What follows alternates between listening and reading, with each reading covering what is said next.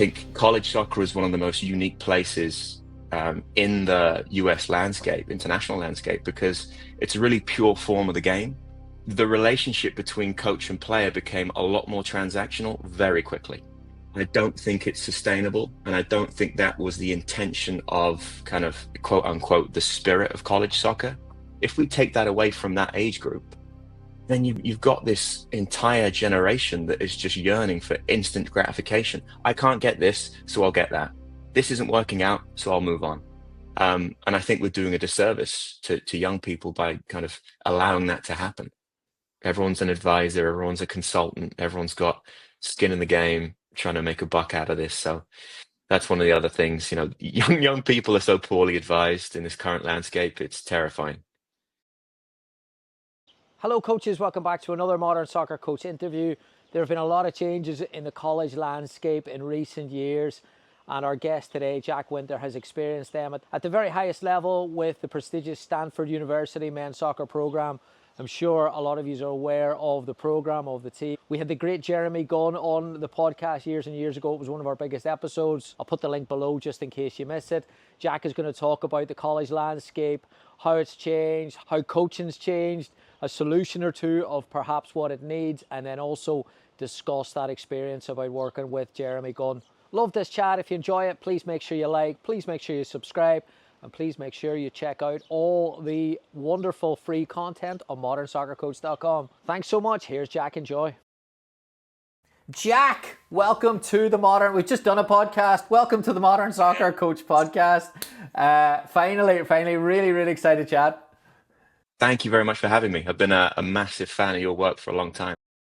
What a topic this is. The college game, a lot of different changes in the last few years, and obviously we're just talking half an hour, 45 minutes about connections and the people in the game. Some mixed feelings about the coaching in college at the minute, so let's get right into it, and then we'll move into leadership as well. With the changes on, the two biggest ones I see is the portal over the last 5 years and the NIL, the money coming into it as well. Have you seen it change? What do you think's the biggest variable that's made it change, and what's your thoughts? Yeah, heavy hitters to start.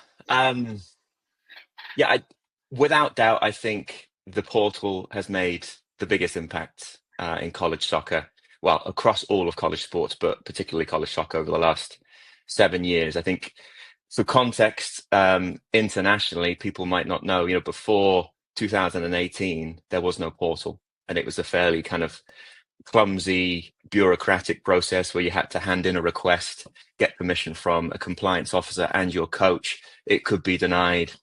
You couldn't transfer multiple times. And then all of a sudden, 2018, the floodgates opened, and you had basically a bunch of players wanting to move in different directions. You had the top 50 schools cherry picking the best in the country, who were tried and tested, proven, 10 goals in the conference right next door to them. They could just pull them out of that roster, put them in their own, plug and play. The level below, so 50 and below, were doing the same thing with kind of the lower major market in Division 1 and sometimes in Division 2. And so the disparity gap just grew wider and wider and wider, and it just became a completely unbalanced playing field. And so that changed the game in multiple ways. Number one, for the student athlete, I think it changed the game in a negative way because, well, I'm all for giving players opportunity for advancement. I think that's fantastic. I need to make sure that that's out there before I make some enemies. But what you had was, if I do well in my first year, I can jump ship and do well somewhere else.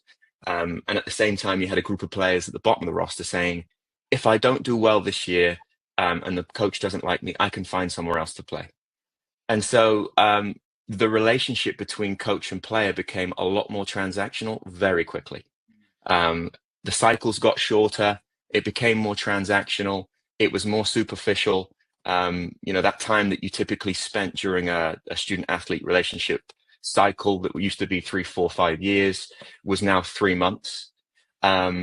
You look at sidelines now at these big MLS Next events, and yeah, they're fairly busy, but you're pretty soon realized the top 25, 30 coaches aren't as present as they used to be because they're behind their laptops, cherry picking the best players in the country. They don't need to get a freshman who's just come out of DC United if they can get the top scorer from NC State to transfer over. It just doesn't make sense. You have plug and play, proven success. They've scored goals at the top division. They're physically mature. And so that just grew that disparity gap, like I said. The second part of that, which I'm even more concerned about, is I don't think it's sustainable. And I don't think that was the intention of kind of unquote, quote unquote, the spirit of college soccer. I think it's brought together this band of mercenaries that are moving from place to place very quickly, grabbing resources, for kind of individual accolades, and then moving somewhere different.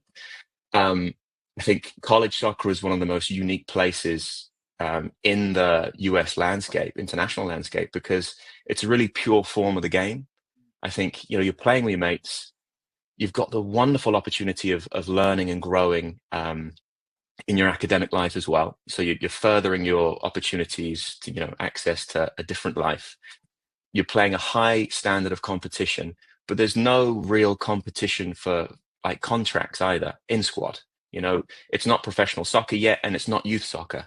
It's somewhere right in the middle, and it's really, really enjoyable. You compete. I mean, you did it, I did it. It's a wonderful form of the game, and I think we're turning it into something that is almost more professionalized. Wow.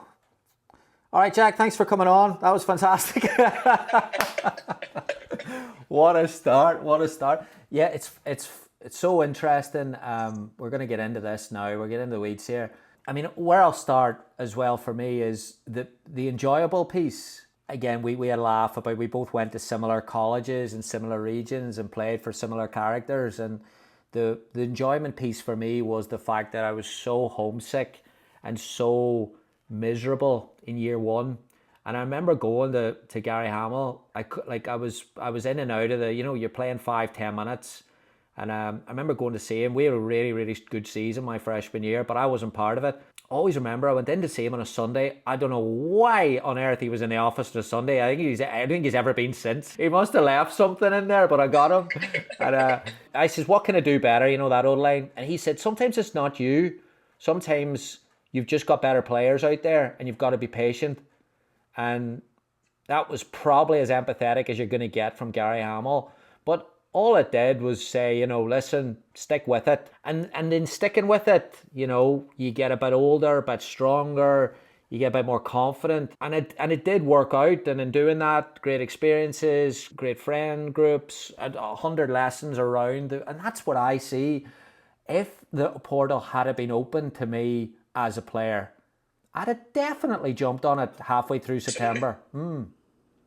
Yeah, I completely agree. And I think that's one of the wonderful things. I know we're going to get onto Gunn's story soon, but that's one of the wonderful things that Gunn puts in place. And I think Stanford copies the kind of developmental culture of a place like Liverpool. I think it's one of the last institutions that really does have a 4-year development cycle. Because we don't dip into the transfer portal just because of the high academic standards, it's almost impossible for us to get someone from somewhere else and bring them in because they just can't get in. And no one wants to leave Stanford because it's Stanford. And so we get this experience with them, which is awesome. And, something that he said is, look, when they're freshmen, let them figure it out. Don't give them all the answers. It is difficult. You come in in pre-season, and all of a sudden, from the star player at your academy club, it might be an MLS club, you are now 23rd man on the roster. You're third in your position specific group. You're away from home, you're struggling, the coaching's different, you haven't made friends yet, it's uncomfortable. But those life scars, they teach you lessons. That's part of building resilience. That's part of developing as a young man. If we take that away from that age group, then you've got this entire generation that is just yearning for instant gratification. I can't get this, so I'll get that. This isn't working out, so I'll move on. And I think we're doing a disservice to young people by kind of allowing that to happen.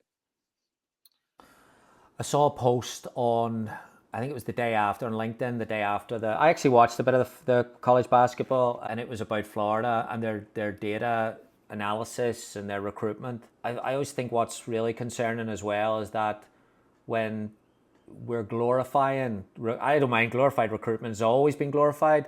It's a Yeah. tough job, but we're now glorifying pinching. The top point guard for Florida came from Yeah. Iona. And because I haven't worked at a school the size and stature of a Stanford, so I've been at the mid to lower level Division One. I think anytime I saw that point guard, I'm like, what must his Iona college coaches be thinking when he's Yeah. Yeah. Yeah. ripped? Because if you can't retain players and they're looking up to go better, again, you said it, the purity of it, massive hit on that there. Yeah, I got a pretty controversial opinion on this, but I think there should be a buyout clause in transfers. Like I think there should be some sort of contractual provision that rewards the coach and the program that has had to spend 2 years recruiting this player, spend 1 year or 2 years developing this player, that then allows them to go find, greener pastures. If you look at a club in the Premier League like Brentford, who are a selling club, if they didn't get paid for the players that they developed and sold on, they wouldn't be in the Premier League. And so, how can you possibly think that a mid-major D1 or a Division Two school that works really hard to develop a player up to a point that then allows them to leave is going to survive without their best players? And so, with all this money kind of changing hands nowadays, it's turned into a bit of a wild, wild west. Why not put in a provision where, there is some sort of revenue sharing model. So if a player moves on, they have to get some sort of financial remuneration that helps their roster for the next year. But it can't just be, I develop a player, I spend all this time with him, I develop the relationship, I help him grow, I've recruited him in the first place. Uh, you take him from me, and now I'm just left without that player.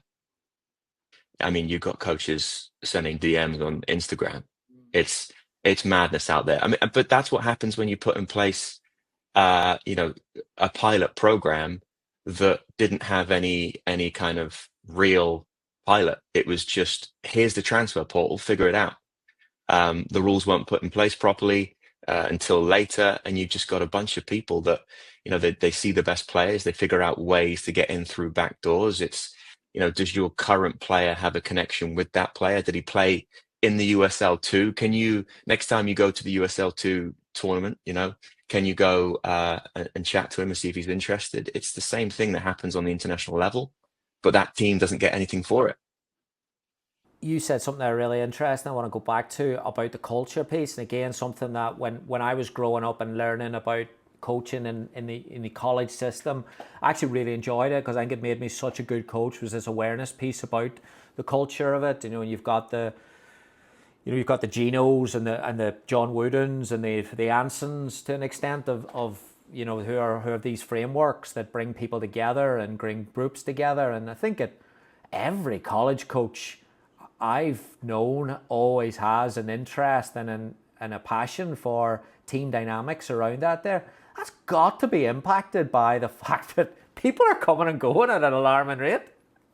Of course, of course. And I think, going back to my experience, one of the incredible things about Stanford men's soccer, Stanford as an institution as well, is because there isn't as much movement, you have this culture of continuation, this kind of tradition and storytelling through time, this sense of community, because the sophomores who have been through what the freshmen are just going through speak to them and tell them, this isn't going to be, you're not going to be feeling this way the whole time. This does get better, this does improve, but this is how you do things, and this is how we behave here. This is how we perform in these situations. These are the expectations, and that goes on through time. If you take that away and just have different people moving from different places trying to get what they want for themselves, it's a very different environment. As well, it's tough from the environment. I like, again, talking to people more about basketball and football because I've got a nephew who's in the football side of things. And if you're, let's say, an offensive line coach goes to X school and you've got a chance to go there and make some proper cash there, Yeah. but you choose to stay. You don't actually, and you're getting, say, half the kit where you're at. You don't actually, you're not in a bargaining position. So if I go and I score 10 goals for Stanford, and maybe I could go to UCLA, Duke, whatever random school I name, maybe I could go there and make a fair bit of money. I can't then go to Jeremy and say, hey, listen, what's those 10 goals worth for you? You know, like that doesn't Yeah. happen. Yeah. No. No. No. It's almost, you're basing the market not off of achievement, you're basing the market off supply and demand, which Yes. that's a problem. Yeah, exactly. So if a striker is in higher demand in the market because the ACC doesn't have top goal scorers, and I'm a striker at Stanford and I've scored 10, even though that might mean something else in value to our program, his value might be higher across the league, across the conference, across the country, because someone else sees that as more valuable at that time. So yeah, there's definitely that happening too. Again, American football analogy, went to a game, went to an NC State game, and quarterback's the big star, and I could hear people talking on the way out the road when we were leaving the stadium that if they don't win games, he's gone. So he'll find a better team to play for. And it seems to be like in basketball, every player hopped to make the final four at some stage. Yeah. How much Right. of it is does soccer top end of Division One? Does it look the same? Is it avoiding any of that? I don't think it's being impacted quite as much, mainly because the NIL contracts aren't as big. I think NIL has influenced player movement in the revenue sports like football and basketball way more than it has, the Olympic sports. And so I think if college soccer were to ever get on TV more consistently, then it might affect us. But for right now, it has way less influence. But yeah, that being said, it's still difficult to manage. It's still something that college coaches have to deal with every year, and it makes some people's jobs really easy, and most people's jobs are a lot harder. A lot harder. Yeah, because it Yeah. sounds what you said earlier there about, well, there's no coaches, they're in their laptops. That actually sounds like fun. You don't have to leave your family. It's Right. no You could be coach. on the beach doing it. But the amount then that you've got to be on the phone, and the amount of times that I talked to a college coach a couple of weeks ago, and they told me that within a few minutes now of conversations, money's coming up, Yeah. and that can't be fun either. Well, like I said before, that's the thing that's changing about the existential landscape within college sports. Is it used to be this environment that was between youth sport and professional, that was just fun and free and pure. And yeah, there were scholarship agreements that were important and helped people out and still do. But for the most part, you chose the program based on your relationship with the coach, the academic offerings, the quality of the team, your relationship with the teammates, the location that the institution was in, and then the scholarship kind of came somewhere in the priority list of second and third. Now it's number one. What can you offer me? I don't care where you are. What can you offer me? Can I compete at a higher level? Can I get more exposure?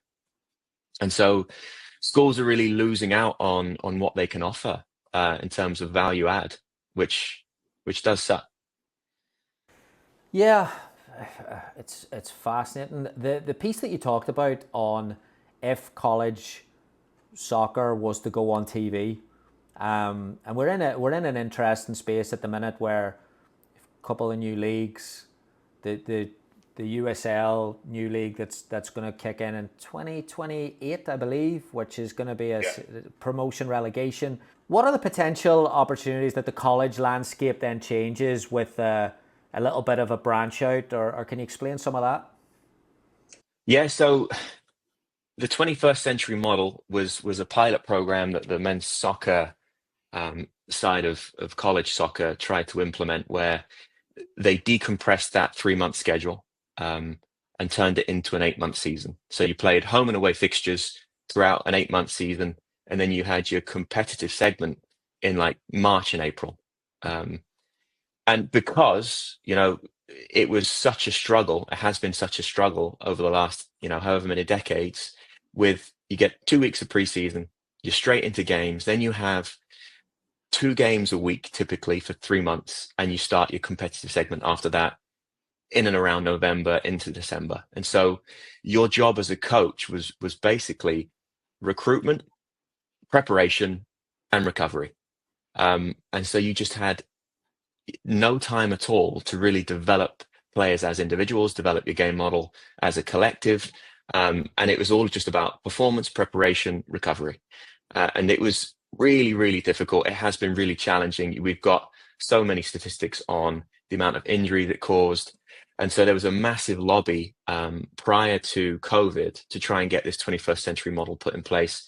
COVID arrived, shut the whole thing down. It didn't get voted on.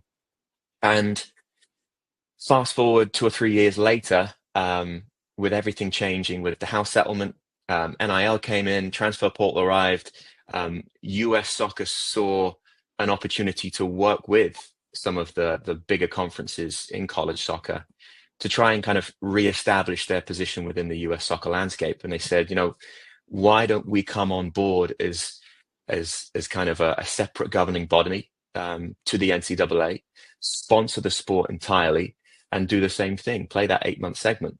And I think it would be a fantastic idea. I think if I think back to the 2021 season, when COVID shut everything down and reopened gradually, we played a decompressed schedule in the spring where we had one game on a Friday night every week until our conference tournament.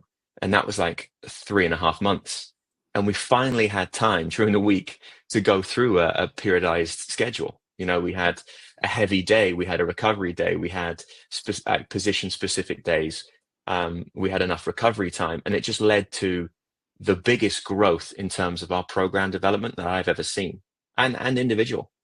And I think that would just be a much better way of aligning with kind of what college soccer needs to do in terms of staying relevant for developing high quality, talented youth soccer players in the US. They do need that option. I think college soccer definitely has a space. And so they do need to adapt and adjust and evolve. But on top of that, I think US soccer needs to use college soccer as almost like this developmental league, whereby there is another option for late bloomers. And that, I mean, if you think about the Premier League and the amount of players that come through the professional academy system that aren't quite good enough yet, drop down into the non-league, get their experience, and then end up having fantastic careers. Ollie Watkins, Tyrone Mings, Nick Pope, England players. You don't have that in this country. It's either you make it as a professional or you go to college. And then you do pretty well in college and then you go pro. If you're not ready at that point to go to an MLS club, you then maybe you go to the USL, or maybe you drop out altogether. But there is no kind of intermediary space where you have the time to develop. And I think the argument was 3 months isn't enough. And so let's expand the season. Let's create a product and a service that really benefits, the greater good of US soccer. It's a really interesting point about what that compressed schedule does in terms of, again, you said the prep and the recovery and the match itself. And then when you're building, because everyone's got restricted budgets, where you have to put your money, where you have to put your time, you don't actually get to, not only do you not get to work, and you're saying that position specific stuff and really ingraining teaching into it, but you don't actually get to work on a lot of aspects that are now routine parts of football environments. And I think it should be a conversation, or it's rarely a conversation, that should be a conversation around that the quality of the game has to develop as well, where I think it was a part of the ecosystem, and now it's not a necessity of the ecosystem. So now it's got to be, to make it, as like we've got YouTube leagues popping up now in the world, and they're going to make a lot of money. So you can't just have an opportunity for something, it has to be better. But my question would be, a 9-month season, is that going to be an opportunity for people to jump on a scale of 150, 200? Or do you think, again, budgets, do we say, listen, there's only about 20 that could afford that? Or what kind of number do you think that would be? Yeah, that's a good question because revenue sharing and the house settlement will dictate what schools can do, because there is going to be a roster cap limit, and there is going to be a roster cap limit of 28 for Division One schools in the next year. So I think, but that's an opt-in. You can either share the revenue that you have generated through the department each year, and that's a percentage. So the house settlement was 20.5 million, which was roughly like 22% of each, supposedly the top Power Five conferences annual generated revenue. But you can opt in to do that or not. And I think what you're going to get is this separation of a super league. I hate to call it that, of the best colleges in the country turning out a product that is fantastic and really beneficial to the entire landscape of US soccer, that plays an 8-month schedule, that pays its players, that has NIL, that still has scholarship agreements. And I think the institutions that can't afford to do that are going to have to operate under a different set of rules, unfortunately. That's not necessarily bad that it's a tiered system. I think college soccer had to evolve and change with the times, and they've done a good job of staying in front of it. But I do think it will be breakaway, and I think the level below will allow more opportunity for players to get involved in it because it won't be so revenue oriented. Hello, coaches. We'll take a quick break here. I'm sure you're aware at Modern Soccer Coach, we place enormous pride and value on the quality of our content, making sure that our community are getting the best of Modern Soccer Coach on every single platform. We talk about growth mindset, we talk about success, and we try to follow the same principles. About a year ago, we wanted to make sure that we were at the cutting edge of the content that we were producing, and we got Max Austin on board, first of all, to take a look at what we were doing, to give us ideas on our social media work, on our branding, on our content, and then also to try and strategize solutions on how to get our content out there and make our content the best possible. If you're a coach or someone who's working for a club or a team who is interested at getting a professional look at your social media, at your branding, at your content, and how to maximize across all platforms, I highly recommend you take a look at Max's work. I'll put a link to his email below. You can reach out to Max directly, and he has assured me that if you mention Modern Soccer Coach, he will give you a good discount. He's the very best in the business. He understands algorithms, he understands the platforms, he understands the visuals. He knows way more than I do. So a massive thank you first and foremost to Max for all his help over the past year. We're really excited to move forward with him and keep growing the platform. And I highly recommend sending a message with him, setting up a call and seeing what he can do to help your club or your team or your social media brand. Link is below. Thanks very much. I mean, it's good that US soccer are getting involved. Like, I would say that there. I think it's really good. But on the path of, say, it's not a necessity. We're seeing less players coming from college into the professional levels. Stanford still produces MLS players. Recently there you had Will Riley pop out. What does that landscape look like now, or what does their development pathway, where some people argue now that they're too old to come into MLS at 21, 22? It obviously is still happening. What benefits, or how's that pathway unique? Yeah, well, I'll speak on Will Riley's pathway. First of all, I gotta understate my influence. He would have made it regardless if I'd had said a word to him or not.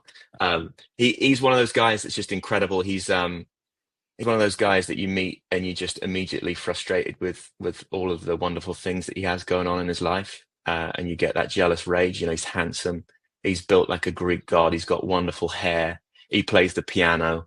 He's cultured, and he's also a great footballer. And so you get a bit frustrated, but he's also just humble and kind and generous. But when he was on the pitch, he was he had a bloody single-minded focus on getting better each day. And he was consistent. And if you got in his way, you were the enemy. You know, if you lowered the standards as an individual, as a collective each day, you were a problem that needed to be solved. And so he had a drive and ambition that was just incredible to watch and see. And he was always going to achieve incredible things. And I think he will have a good MLS career, professional career, because of the person he is.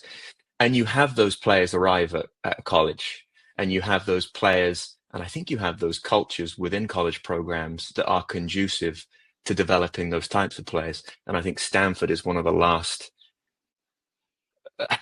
programs that really, I would say, appreciates that type of profile, because they see it as their job to develop players to that level. And I think college soccer, because it's become a slightly more result-oriented phase of the game, you don't really have that developmental philosophy as much as you used to. It's more about, can we win this year? Can we win next year? Can we win the year after? Can we win the year after that? Um, and so, yeah, you've got these players like Will Riley, that come through the program, and they just raise the standards of everything. You know, the team gets better, you know, just by having him, and another one pops up another year later, and they spend 3 or 4 years within the program. They get better, they improve. I think it's wonderful for their development. I think if you'd have said to Will, would he have been ready at 19 to play in the MLS? He would have told you no. He needed time. He needed the opportunity to grow. He needed to be in an environment where he would be supported in a specific way that would help his development. I don't know if a professional environment would have given him that at that time. He was playing in front of crowds. He was playing for championships. He was playing for league titles. You don't get that in MLS second teams. You play, you know, in front of a man and his dog in the crowd. And I think if you ask GMs of MLS franchises whether or not they'd want Will Riley on the books in the MLS second team for 3 years from 18 to 21, or to send him to Stanford to help his development and then pick him up at 21, I think it would be an easy answer. You pay for everything, you develop him, you make him a better player, you get him ready for what we need, and then we'll take him with the first team. The argument against that would be the MLS teams all across the country are screaming me, you know, because they want to recruit these players and bring them into their second teams to bolster those rosters. So I'm going to make some enemies there, but that's my opinion. Yeah, yeah. I mean, I see it as well. Where I even saw it at Lou City, where you've got a young player who's looking at a contract to skip college, and you get them into the training environment. And you could argue that I would take, you might disagree with me, Jack, but I think you could argue from January through to June, it is a way better environment. There's full-time football, you're playing with better players. But then when it comes to looking at more of a global view of whether they're playing games, whether they're playing competitive games, and again, I think sometimes where the coach in you thinks that an 11v11 exercise in training is the same as going on a plane on a Sunday morning to play in Las Vegas. It's hard, it's difficult, it's challenging. And then the social piece of, again, like, people want good characters, people want, and when you add that up over 4 years, I think it compounds to look at this. Whereas if you add the keep the squad player for like a small sample size, yeah, it probably is, take a, toss a coin, opinion, but over 4 years, it's the same experience all the time. And I think that might be the issue that some of the landscape are looking at, where, again, not just look at any specific MLS club or USL club, but there is a piece of college that does make you grow up. And maybe, do we underplay? I think you're going to agree with this. We underplay the competition of it, because those games are difficult. Yeah. And there's something on the line. I know there is something on the line in MLS too, but it's different, isn't it? You've got school spirit. You've got complete buy-in to the program, and you want to win at a different level because you're playing with teammates that you love. And so every game is competitive, especially at the level that Stanford are playing at. I agree with you. I think maybe if you look at the year as a calendar schedule, you could form an argument that the professional game would you know add to a player's development. But if you add those 4 years together, I still think college soccer provides a better opportunity for player growth, um, for specific players, not for everybody, of Yeah. course. If an If 18-year-old's you good enough, send them. But there's how many of those players are around, and how yeah. many players are we losing because we don't give them an opportunity?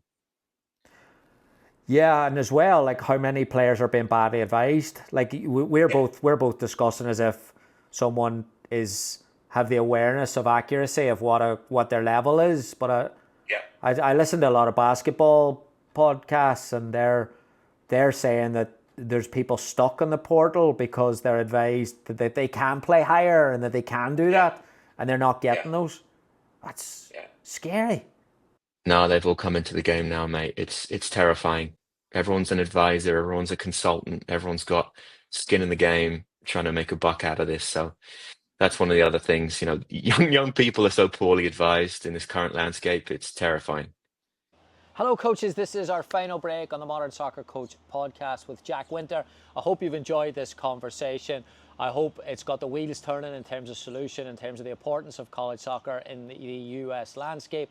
If you're listening and you are enjoying it, which I hope you are, please do us a massive favour. First of all, make sure you are subscribing to Modern Soccer Coach on the platforms, especially YouTube. Second of all, please make sure you like the content every time you see an interview or a breakdown that you like. If you just give it a like, it goes a long way to getting that content out to as many people as possible.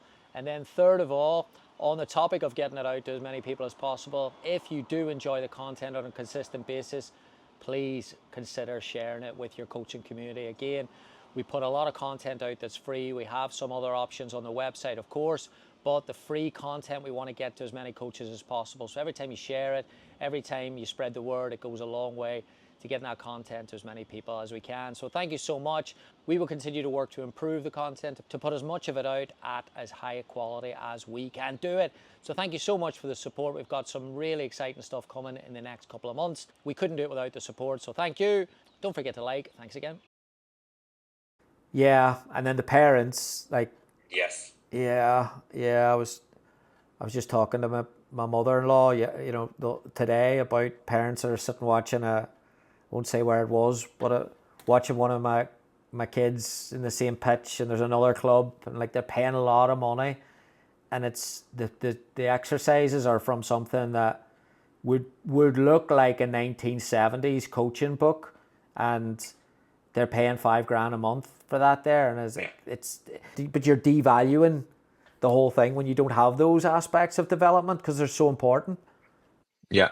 No, I agree.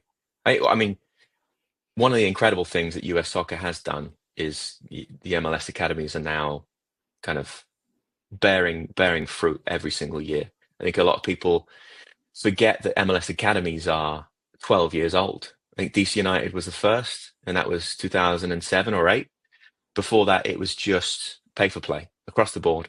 You popped up an academy, you put together a schedule, you brought players in, you asked them to pay this much money, and they played.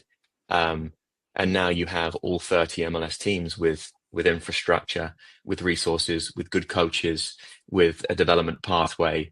And that's brilliant to see. And I mean, you and I have been in this a long time. I know you can remember the state of affairs of a soccer pitch 20 years ago as opposed to now. Yeah. The quality of player on a soccer field, just your average soccer field rec level nowadays is so much better than it used to be. Like I was at the GA Cup last year, and I was squeezing past people recruiting at the GA Cup to try and watch Philly Union play. I think it was Red Bulls because Cavan Sullivan was playing.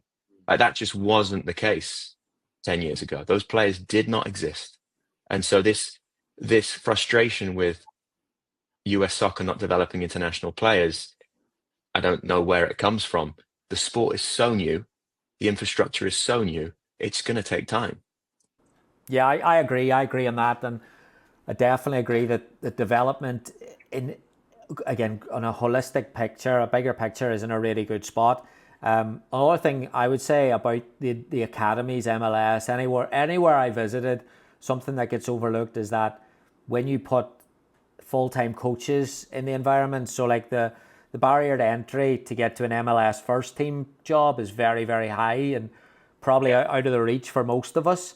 But when you extend academy and then you start to build big facilities and you start to have offices of 20 plus coaches in there working at different, then you create better coaching environments. And that's where I think anywhere I've gone, it's always been quite similar now to where I'm thinking England is, where Yeah. you're getting that feel, that culture. Now, you could argue that, and again, might be a controversial view, but the fact is that those people that are in those environments now, as an academy director or academy coach at MLS, maybe they're accelerating their coaching because they're in full-time football. Does a college coach, even though I mentioned you've got the leadership piece, you've got the cultural piece that hanging on by a thread, you don't have football problems to solve every single day. Does that chip away at the quality? Did you can't speak for a whole thing, but did you feel during your college coaching that you were missing out on football coaching? Yes. Yes. Honest answer is yes. But I think the reasonable answer is it depends. It depends on the individual. It depends on the ambition of the individual. It depends on their perspective, and how they use their time. I think there are a lot of coaches that coach for 3.5 months. I think there are a lot of coaches in college soccer that use that time in the winter and spring to spend just as much time as professional coaches on the pitch, honing their craft. Um, and so what you miss or what you miss out on in competition, you make up um, with on-field sessions, and so and the lack of pressure for results and competition. And so you do have time in the spring to work with players. You can put together a really comprehensive individual development plan where you can see results, tangible results over time, over months. And I think that it's probably the only environment where that's the case, in professional sport, or professional soccer at least. If there's a game every weekend and a result that's important, you're going to miss out on something. That there's a trade-off. In the spring, we can only play 5 dates of competition, and there's different rules at different levels. But you get 2 or 3 months where it does become monotonous. But you're training, you're developing, you're learning, and if you're intentional with it, which I think a lot of coaches are, then it's a beneficial time for both coach and player. That's a great answer. It's a great answer. There also is a there is a temptation to get the golf clubs out for 4 months a year, isn't there? Depending on where your environment is and where the Yeah. gear. Yeah. But like you said, your point about MLS academy coaches who are in that environment and you feel like they are kind of they put their career into hyperdrive. I think we're getting rid of those coaches in college soccer because I think college jobs are more attractive. I think you've got this new generation of coaches that want to work in the sport at the college level, and I think they're starting to move those people out. I think administrators see them for what they're doing, and I think they're hiring people that are invested and do want to do a good job and make the most of the experience for the student athlete. Yes. Maybe a cynical approach, but I would push back and say if the landscape becomes more, again, hopping players, then do we also incentivize a type of coach where it's a recruiter who has no interest in the grass but wants to sit and play championship manager all day? Yeah, Maybe. absolutely. Yeah, yeah. And so that's the catch 22 is that we've almost created a problem by solving it. So, Um, I know. All right. Let's talk about Mr. Gunn. I think his podcast a few years ago was, I think it's still our most listened to episode, but I think one of the most important pieces that coaches were given feedback about, it's this kind of permission to be, I think a lot of coaches see development and results as binary, as you got to choose one or the other. And Jeremy was pretty clear on the fact that the culture is about success, and success involves development, and they both got to go together, and they're both Yeah. non-negotiable. How was it inside that environment? I mean, is that true? Is that accurate? Yeah, absolutely. Absolutely. I mean, culture is key. People, the people that he recruits, the people that he develops within the environment are the most important, the vital part of the lifeblood of the program. Um, and so nothing supersedes that. No one supersedes that. If you even think of lowering the bar, you will be spoken to. You come into this place and you have to raise your level to meet the standard. It doesn't matter who you are, where you've come from. I think you got to remember also context matters with him. The success he's had is kind of unattainable for most in our sport, especially in our sport, because it's so random. The margins are so fine. To win consistently at this level, to win national championships consistently. Then he took Charlotte to a national championship before he came to Stanford, and he won at Fort Lewis. Like, it's really difficult to do that back to back to back. And I don't think a lot of people who are coaches that don't work in our sport truly understand. It's not like basketball where you always have another attempt. It's not like football where you have another down.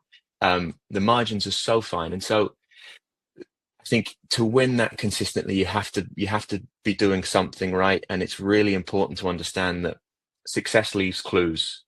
Um, and he is very, very vocal in what he believes in, which is good people working very, very hard, win football games, do well, perform consistently. And so everyone's everyone's kind of looking for Gunn's magic bullet. Um, and it's a really unattractive answer, and I don't think it would sell a lot of books. But his secret is he chooses fundamentals over fads. He chooses consistency over intensity. He chooses, doing the right things the right way all of the time over, the next trend. So, but people don't understand just how difficult that is to maintain. I think having a high demand, high support, having high standards in an environment sounds good and it sounds sexy, and it's what everyone's talking about right now. It's in vogue, isn't it? High performance environments, but it takes its toll. Down to the last goal clip, Jeremy Gunn is watching. He measures and calculates and looks for incremental ways to grow and improve everything within the program. Summer camps, training, games, preparation, recovery, analysis, scout. I mean, nothing nothing is good enough. And so how can I be relentless in my pursuit for constant growth? And that's what he feeds to the guys. And credit to the guys, they are incredible. You got to think about the type of profile of student athlete that comes into Stanford's doors. They've steamrolled life to get through the doors, right? They've completed every assignment. They're the best player in their team, best player in their age group. They are winners. Then they come into our environment and they're growing again, and he pokes and prods and asks them to challenge and asks them to grow and asks them to get better. And so your only choice as a coach, and my only choice coming into the program, was, "Shit, I've got to get better too. I've got to improve. I've got to do something. I've got to upskill. I've got to work harder, because everyone else, that's the only way to function here." Brilliant, brilliant. That relentlessness, again, I completely agree. It sounds really, really good and cool, but it is very, very. It takes a lot out of you. When Wenger's got a great quote about players, about stamina and motivation, and I see it with coaches. We talked a little bit about before we start recording about how difficult that is for you personally. Was there, and I'm guessing just by his personality, that there's not a lot of times that he does switch off or that he puts it down. Like, is there any? I wonder how does he manage that personally? Yeah, he's got a young family, and so he loves going to watch his two boys play, Sevi and Tomas. And that's That's his way of kind of disconnecting from the game in sport, being with the boys. He loves golf, but I do have to say this idea of work-life balance, it really doesn't exist if you want to be good at something, And so we've created this I don't know, we've created this concept of work-life balance where we want to have the best of both worlds and still perform at a high level. Jeremy Gunn is a high performer in his domain, and that has costs. Um, and so, yeah, he might be on all the time. He might be intense. He might be relentless, but it's because he wants to be a winner. It's because Stanford's a winning culture. It's because he's in that environment. It's because that's what he is and that's who he is. He talks fast. He walks fast. He thinks even quicker.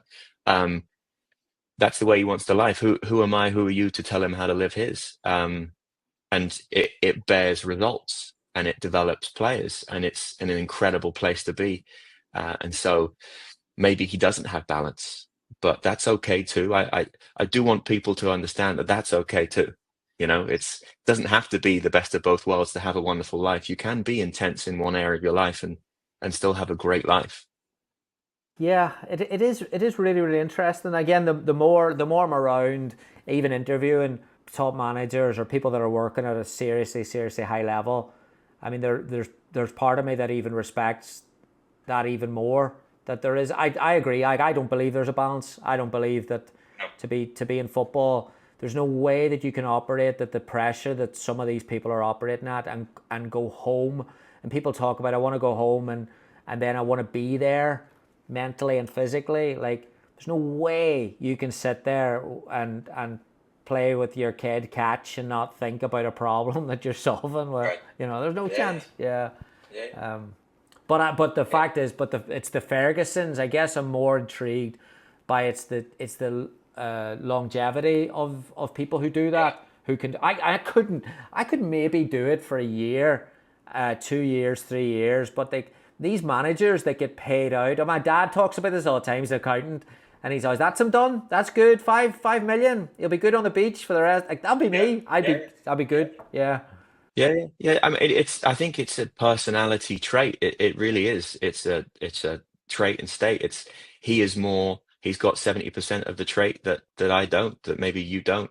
Most people don't. Average people don't. I mean, I'll give you a story. Like his attention to detail is so remarkable.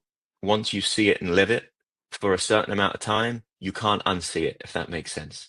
He could see crown molding chitting in the corner of the room and notice it as soon as he walks in the room. You're with him long enough, you start to see that stuff. So it's you start drinking the Kool-Aid, you can see this stuff. I came in 2023, my first session. I was just observing, met the team that day. We're out in the grass. He's got kind of two 12 by 16 boxes set up, players either side, and it's a 2v2 stepping and dropping drill. It starts unopposed, ball moves out, ball gets played either side. One man presses the ball, other man covers. Ball goes back, same thing happens. Okay, so just that. 15 seconds, next players are up. Starts unopposed, then goes to opposed. Then he adds a third man behind the pressing line so they can play a ball in the middle and they have to turn and kill, back press. This is like 50 minutes. Okay. And all I'm hearing is foot position, uh, hip position, slow down, sit down. What are your shoulders doing? What are you looking at? Don't get cut. Ball gets played. Where's your arm going? Elbow up, shoulder to shoulder. Like, and I'm thinking in my head, surely Stanford players know how to do a pressure cover drill. But that's the level of care that he has to the details of the game. We all get so excited about moving on to the sexy small-sided game or the phase of play where we look like we're in control. We can copy Pep and we can get excited about the pretty pattern that we've been writing down all day in our office. But he cares about the details. And then you watch us play, and our players don't get cut.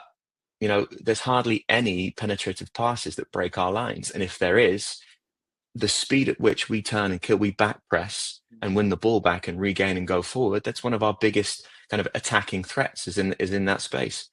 And so I was just blown away with the attention to detail because arrogant me coming into that space, I was like, surely these guys know how to do that. We can move on to something a bit more advanced. This is elementary. But it's just remarkable. It seems to be that there's a level of intention with the intensity of like every you don't people like that don't miss things. Yeah, yeah, and he understands that the details matter for the players too. So like another story, so when I came in, I was responsible for opposition scout, and it's a wonderful job. You know, you watch a ton of football. I know you've been a part of this world for a long time. You're coding games all day long.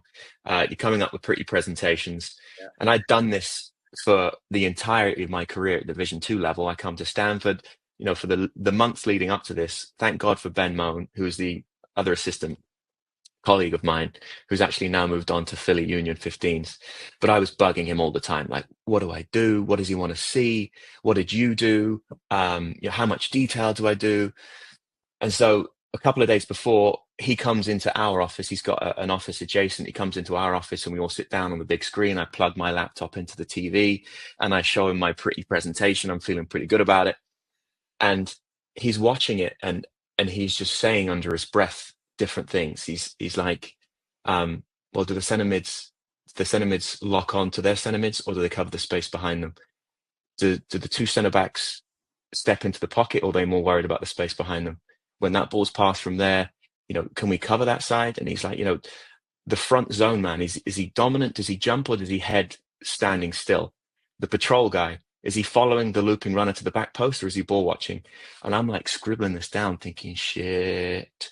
And so that night I go back and I have to watch another two games just to have all these answers. And it's not like he wants me to present that in the scout. But he wants that information for himself because he doesn't want a surprise on game day. And so we distill all of that down to what is absolutely necessary when we give it to the players. But he doesn't want to be caught out in any way. So you have to have the answers. It's a pretty remarkable trait. That's analysis for me. Like when you're working with a manager and people talk about these glossy PowerPoints and stuff, and if a manager has one at the highest level, great. But I think when you're in those, when you have someone talking about football, they're telling you the game out. That's the piece there that you're like, what do they value? How do they see it? It's brilliant and it's powerful. It's awesome. It's great. It's awesome. Talk a little bit about your development. You've posted a few things with the work with Dan Abrams. We've had Dan on. I was talking to him all day. Brilliant. Where's he helped you specifically? Yeah, Dan's had a massive influence on me over the years. I don't think I'm particularly special in any one area of my job. But I am pretty good at knowing what special people look like and connecting with them, or at least bombarding them to try and connect with me. And so, people like yourself, Dan Abrahams, Kevin Langan, Jeremy Gunn, I've always lacked shame in terms of connecting with those people and stealing from them as much as possible. I appreciate you putting me in that bracket, but we'll take that out. Go back. How did Jeremy hire you before you get to Dan? I forgot, like, if you're talking about that, I want to make sure I get that. Yeah, so Kevin Langan, the head coach at UNCC, has been a mentor of mine for a long time. And, towards the end of that 2023 season with Lenore Ryan, we'd won the conference championship. I was kind of looking for opportunities. And the Stanford assistant coach position actually came online on LinkedIn. And I called Kev and I was, what are the chances of me even going for this? There's no chance, right? And he said, well, I'm sat next to him at the convention. I'll ask him what he thinks. I didn't know, like I hadn't researched Kevin Langan and his relationship. And he said, I'll speak to him. The next day, I went actually on a hike with my dog and I fell asleep on the sofa afterwards. And I had a missed call and a voicemail from Jeremy Gunn. And as you and I know, in the college world, that's like having a voicemail from Jose Mourinho. And so I was like, oh God, I've missed it. I've missed my opportunity. So I called him back and he said, look, Kevin spoke to me. He said that you're interested. Let's start down this path and see where it goes. And over the course of about 2 weeks, he would call me. I didn't know when, I didn't know for how long, but I had to have my phone on me, even at training. He would just call. If I was at training, I'd say I'm at training, but he would call me and the conversations would be an hour long, hour and a half. And he would just talk and ask questions about me, my life, my philosophy, where I came from, what I valued, and these conversations would evolve, but every single day for 2 weeks, to a point where he was like, "Well, you know what? Let's get you on campus. Sorry, let's do a scout." I had to do a presentation for him. I actually did an opposition analysis for Oregon State, and so I presented it over the computer. He sat in his office over there in California. I'm in mine. I had a little secret office that I had to use. I think it all went well, and he invited me out to campus a week later. I did kind of more interviews over that weekend, and on the final day, he offered me the position. And a month later, I packed up my house and packed up the U-Haul and started driving west. So it happened pretty quickly within the space of about a month and a half. But it's just incredible, kind of sliding doors, the people you meet and the people that are connected with. Yeah, it was cool. Yeah, but even that, Jack, like even that is different in the interview process. Like Yeah. instead of doing a 1 hour Zoom, you do No. 20 a 1 hour Right. calls. Like class. Right. Yeah. Yeah. I mean, it's a big decision, isn't it? And people like that care about the people they hire. It's what makes them. It's what makes them special leaders. And so he had to make sure. Brilliant. All right, sorry I interrupted. Dan Abrams. Yeah, yeah. Dan's getting a segment. Yeah. So I connected with Dan back in 2017. I'd always been fascinated by kind of the mind body connection. I was a really inconsistent player in my kind of young and underwhelming professional career. I could be a 2 out of 10 or a 10 out of 10, depending on who showed up, and I didn't know who it was going to be that weekend. And so I, when me and you were growing up playing, sports psychology wasn't really like an official discipline, was it? It was something that you didn't speak about in locker rooms out of fear of being ridiculed. And I think we've seen its kind of emergence and growth over the last decade or so. But I knew its importance somehow, some way, and that led me to kind of tailor my formal education towards it. So my undergraduate degree was in sports science, and that had a kind of a part to play. And then I got into coaching. And I knew that I had to consult with someone that was an expert in this field. And Dan was the person that really carved out an emerging market. And for me, made sense because I think performance psychology as a discipline can be pretty scary to coaches because it's very academic. It's over intellectualized. It's abstract. There's kind of funky concepts. It's classroom based. It doesn't feel like coaching, and sometimes it doesn't feel applicable. I think what Dan has done so well is he has made performance psychology actionable. He's made it almost physical. And by that I mean he's broken down that wall that used to be there between player, coach, and psychologist and said, no, you do it. Use this, infuse this, use it as part of your coaching because you have a greater influence than I do. I'm only going to be here once every couple of months. You see them every day. You're on the pitch with them every day. As players, you are in this all the time. And so all of his concepts and frameworks and mental skills are revolved around how I can manifest that through physical action. So his game face is just what's the best version of yourself and how can you perform that consistently. His match script is, what are the components of your position that you're in control of that you can absolutely guarantee every time you play. And for a goalkeeper, it can't be keep clean sheets. For a forward, it can't be score 3 goals a game. It's, for a striker, it's get into goal scoring positions, get my shots off. Those are psychological concepts, but we weren't really using them intentionally in coaching. And so he really merged coaching and psychology pretty well. And I just fell in love with it. And so, yeah, I bugged him and I brought him in, and we've had a wonderful kind of flourishing relationship ever since. And he worked with the Stanford program too, and he's been working with Premier League players. He's awesome. Because I agree with you to build out process. A lot of psychology, again, just an opinion. It's there's more awareness of it now, but I still think it's ability to talking to a lot of coaches and trying to get information about what what have you tried, and a lot of people are still in the motivational speaker Yeah, routine where yeah. you bring someone Leadership in and it development. Yeah. doesn't really land. No, no, and I think that's a concern. Like, I think we overemphasize leadership and motivation, and underemphasize psychological skills training. Unfortunately, I think you wouldn't start conditioning after you got injured. You wouldn't start coaching. The importance of defensive lines after you got caught out of position. And so why do we do the same thing with, how we equip players to manage the psychological strain of performance? It has to be intentional. It has to be deliberate. It has to be part of everyday language. And that's what he tries to help with. Brilliant. Jack, I thank you so much for Thank showing you. on and for your time. This has been amazing. Thank you, Gary. I appreciate it.